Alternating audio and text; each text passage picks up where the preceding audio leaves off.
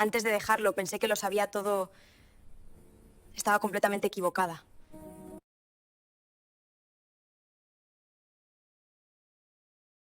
Antes de comenzar esta historia, te invito a que te suscribas al canal SerieTube y dejes tu like. Tu apoyo es muy importante para que podamos seguir compartiendo relatos reales como este. Dicen que el amor no muere de un golpe, sino de 1000 pequeñas heridas que terminas por no sentir hasta que es demasiado tarde. Mi nombre es Elena, y estuve casada con Julián durante 18 años.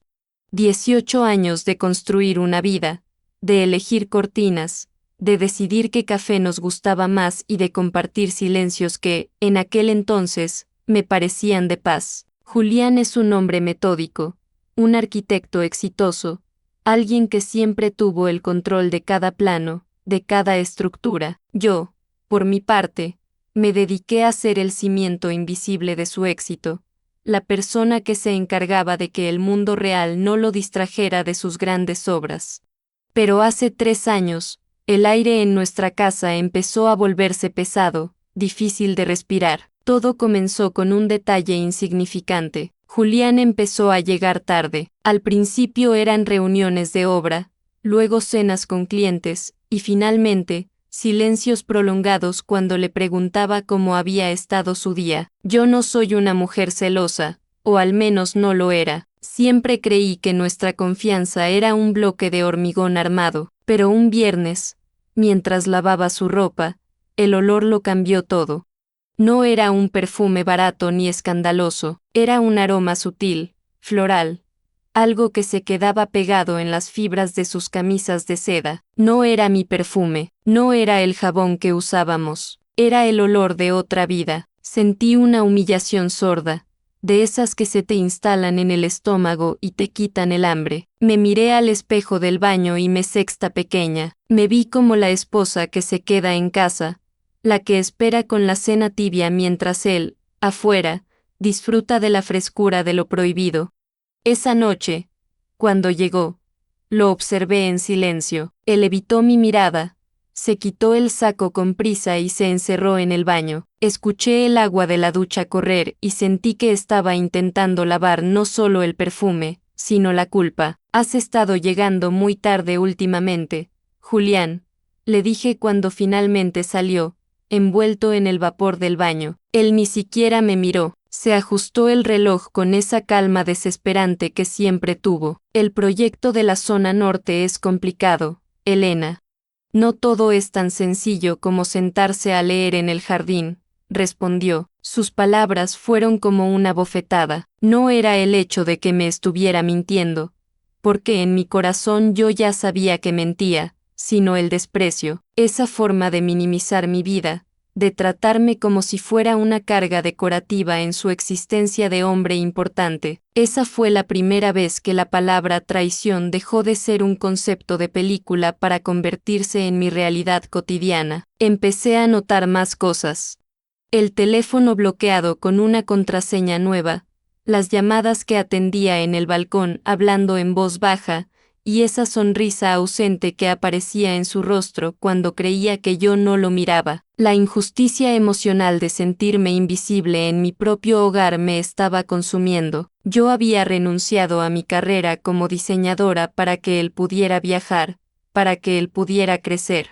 Había estado en cada gripe, en cada fracaso y en cada triunfo, y ahora, parecía que yo era solo un mueble viejo que ya no combinaba con su nueva decoración. Lo que más me dolía no era la posible existencia de otra mujer, sino el vacío que Julián dejaba a su paso. Comíamos juntos, pero estábamos a kilómetros de distancia. Me hablaba con una cortesía gélida, como se le habla a una empleada a la que ya no se planea renovar el contrato. Cada vez que intentaba acercarme, él encontraba una excusa profesional para alejarse. Mañana tengo que viajar a la capital. Estaré fuera todo el fin de semana, me dijo un jueves, sin mirarme, mientras revisaba unos planos en la mesa del comedor. Otra vez, es el tercer viaje este mes, repliqué, sintiendo que el nudo en mi garganta iba a explotar. Es trabajo, Elena. Si quieres seguir viviendo en esta casa y teniendo la vida que tienes, alguien tiene que pagar las cuentas, sentenció, cerrando su carpeta de golpe. Me quedé allí, en el comedor, rodeada de muebles caros y un silencio que gritaba. En ese momento, tomé una decisión. No iba a ser la víctima que espera el golpe final. Pensé que lo sabía todo. Pensé que Julián era un hombre infiel, un cobarde que no se atrevía a dejarme pero que ya no me quería.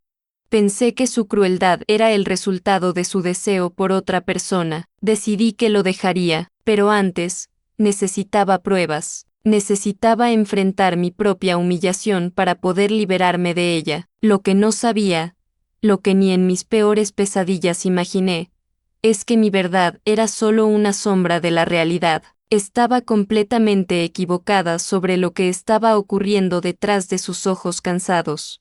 El lunes siguiente a su viaje, Julián regresó a casa con una actitud que rozaba la indiferencia absoluta. Ni siquiera trajo una excusa elaborada, solo un estoy cansado que servía como muro infranqueable. Esa noche, mientras él dormía profundamente, con esa tranquilidad que solo parecen tener los que no tienen conciencia, yo me quedé sentada en la oscuridad del salón, con su computadora portátil sobre mis rodillas. Mis manos temblaban, me sentía como una intrusa en mi propia vida.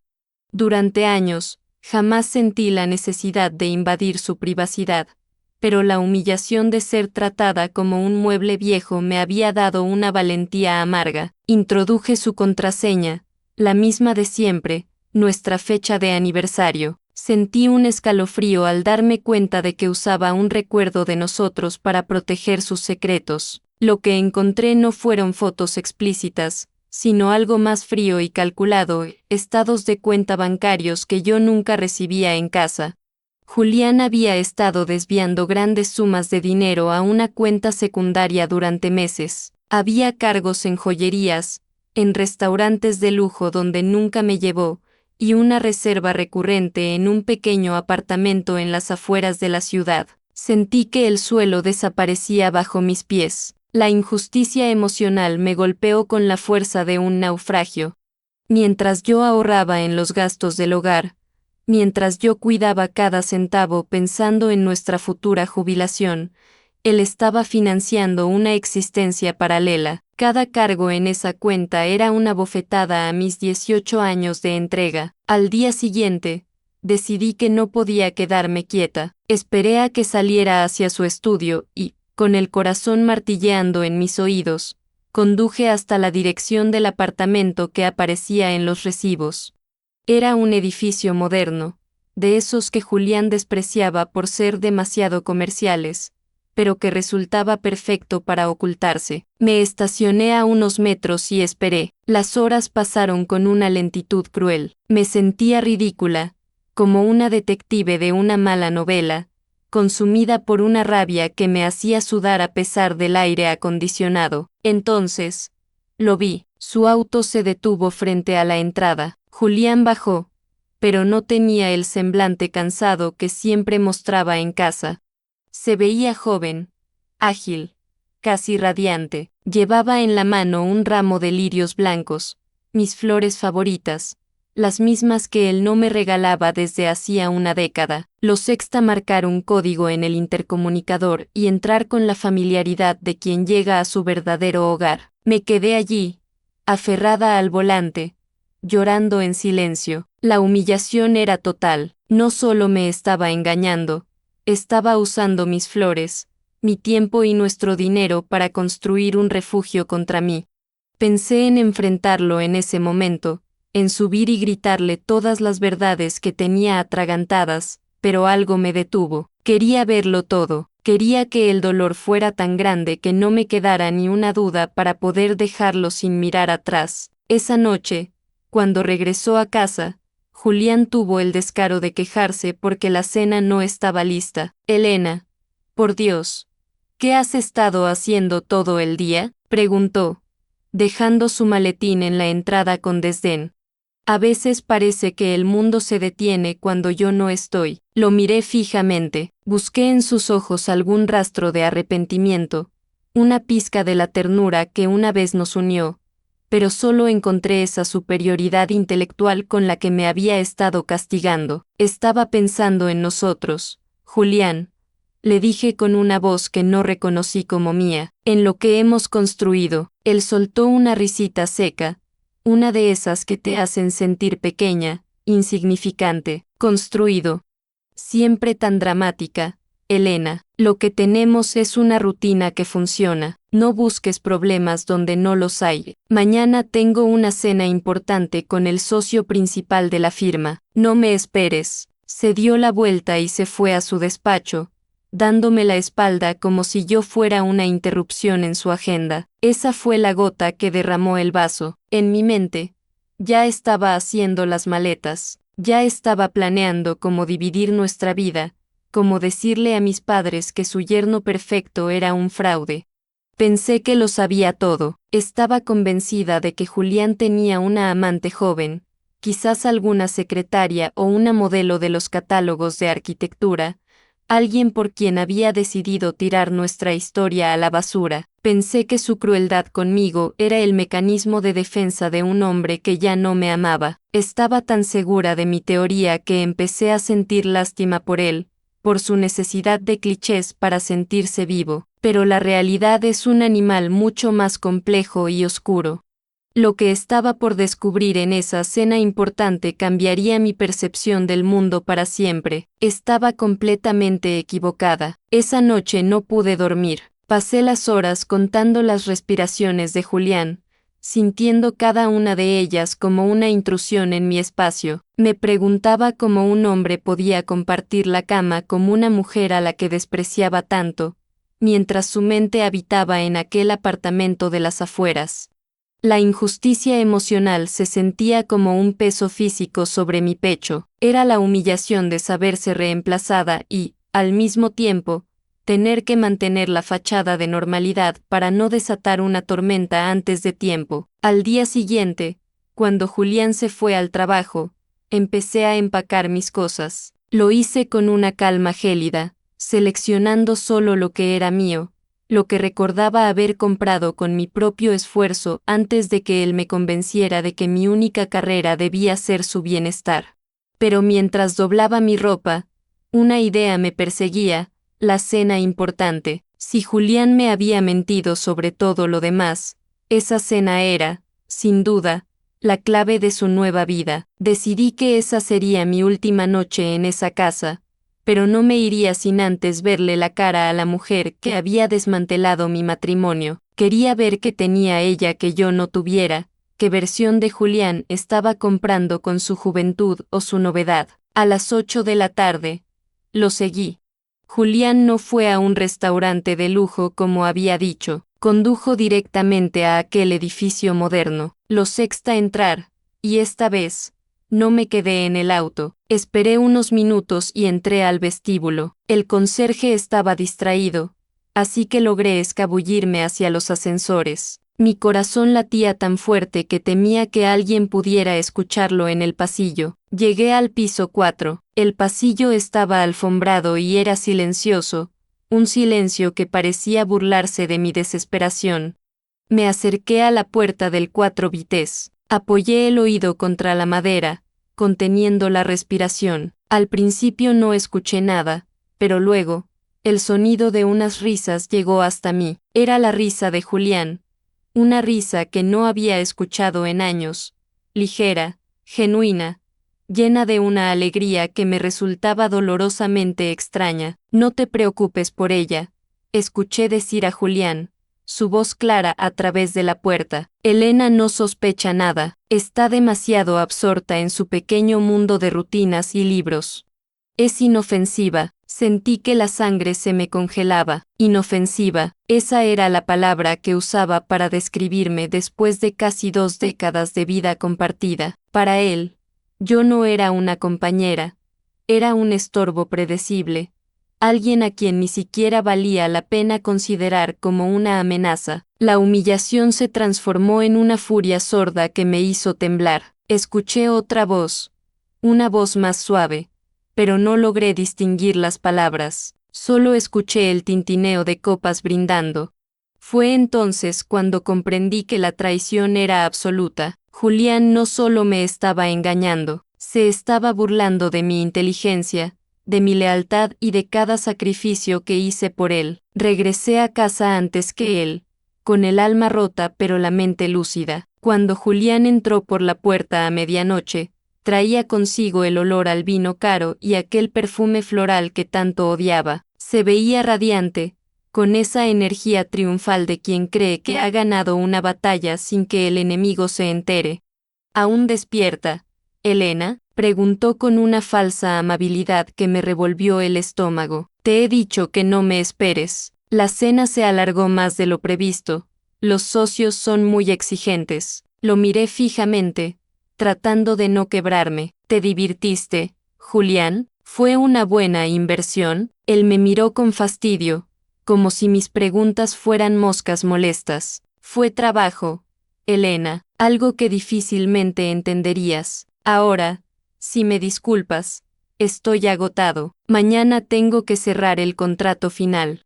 Se dirigió a la habitación, dejándome sola en la sala. Me quedé allí, mirando las paredes de la casa que ya no era mi hogar. Pensé que lo sabía todo. Estaba convencida de que Julián estaba planeando dejarme, que estaba transfiriendo dinero para empezar una vida lujosa con su amante, y que esa cena había sido la celebración de su próxima libertad. Pensé que su crueldad hacia mí era simplemente para forzarme a ser yo quien pidiera el divorcio, para no quedar él como el villano de la historia.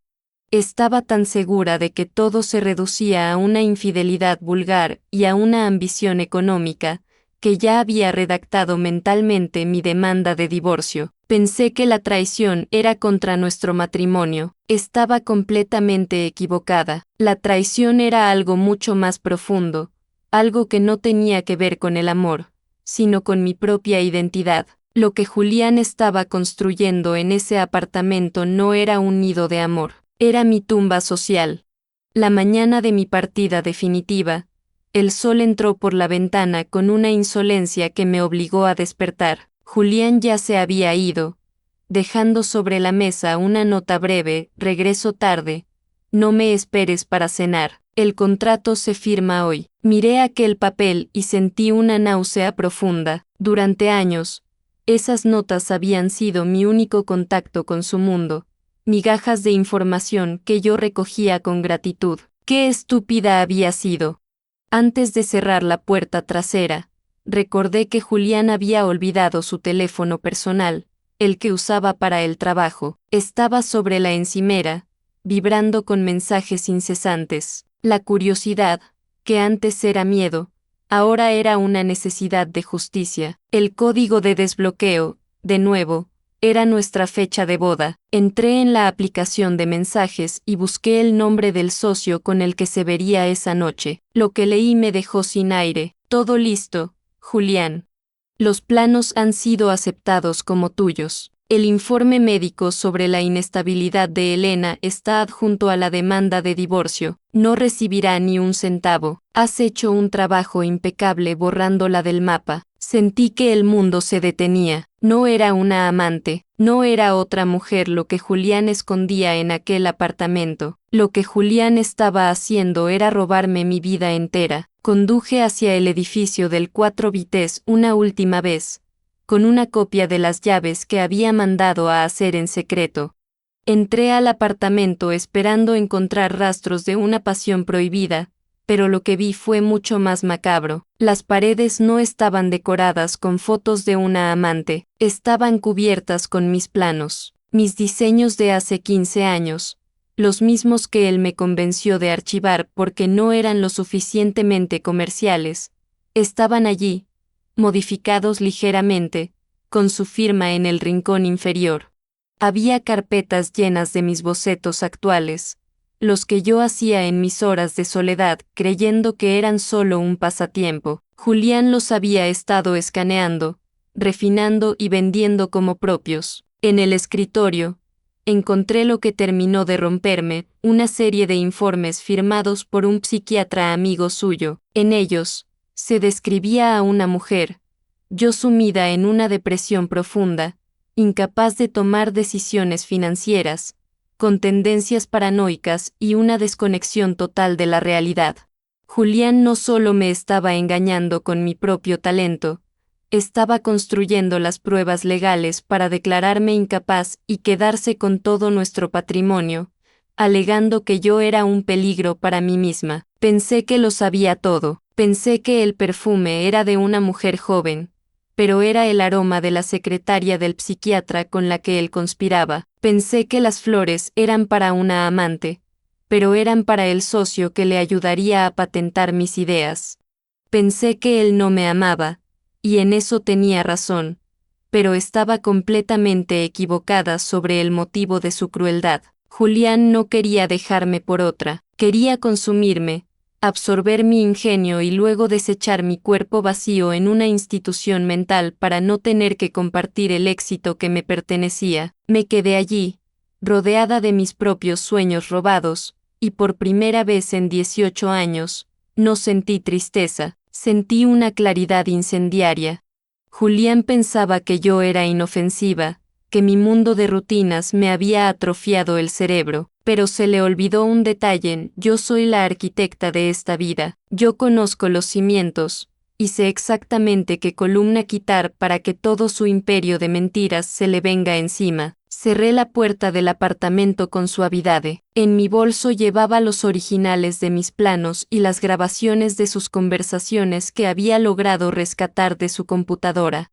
Mientras bajaba por el ascensor, me miré en el espejo. Ya no era la esposa invisible, era la mujer que estaba a punto de demolerlo todo. Julián cree que esta noche celebrará su gran contrato. No sabe que, al llegar a casa, encontrará una demanda, no de divorcio, sino de fraude y falsedad documental, y que su socio ya ha recibido una notificación legal. Se acabó el tiempo de los silencios. Esta historia no termina aquí. Hay relatos que nunca pude subir al canal.